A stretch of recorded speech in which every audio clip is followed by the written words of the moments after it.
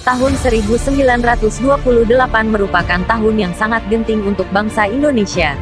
Orde Baru penjarahan di mana-mana serta banyaknya para mahasiswa dan aktivis yang pada waktu itu harus meregang nyawa demi menciptakan Indonesia yang demokrasi. Tumbangnya Orde Baru ini karena Presiden Soeharto mengundurkan diri dari demonstrasi para rakyatnya.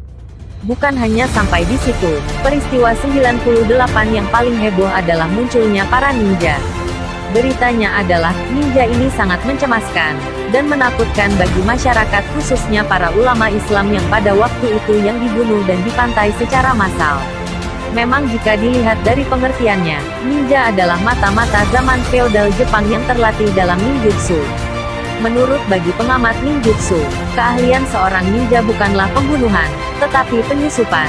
Ninja berasal dari bahasa Jepang, yang berbunyi nin, yang artinya penyusup. Siapa dalang dari para ninja yang membuat heboh tahun 98? Peristiwa ini berjudul Santet Banyuwangi, karya Pepet SP Wardana, Abdul Manan dan Imam Atmaja. Fitnah dimulai dengan isu dukun santet.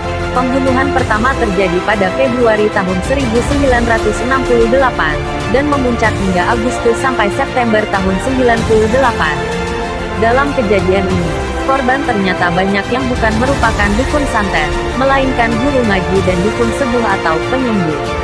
Demi mengungkap siapa dalang dari semua ini, para ulama pun membentuk tim investigasi.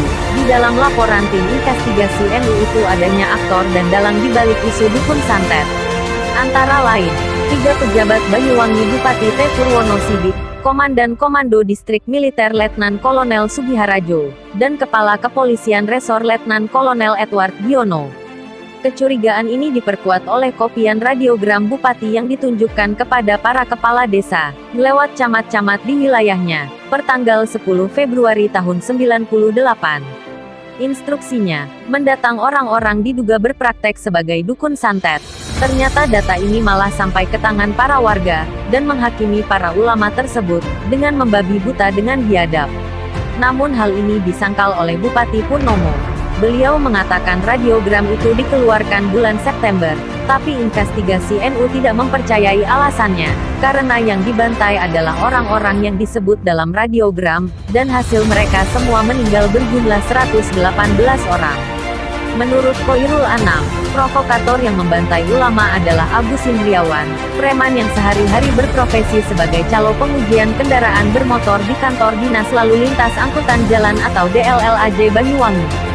Agus bertugas sebagai perekrut para ninja. Ini didapati setelah tertangkapnya para anggotanya tersebut.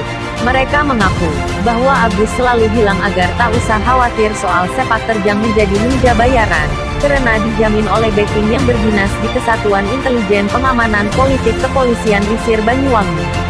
Ternyata mereka mendapat bayaran dari 500.000 hingga 1 juta, dengan amplop dan bertuliskan korban yang harus dibunuh.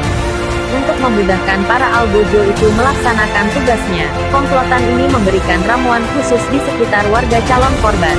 Bila ada tanda panah merah, sang korban harus dibunuh. Alasan yang bikin mengelus dada adalah karena para ulama dan ustadz yang pada waktu itu tidak sepaham ideologinya dan bakal menjadi batu sandungan kepada kepala pejabat. Itulah alasan mereka membuat isu dukun santet. Terima kasih sudah menonton, silakan klik tombol subscribe.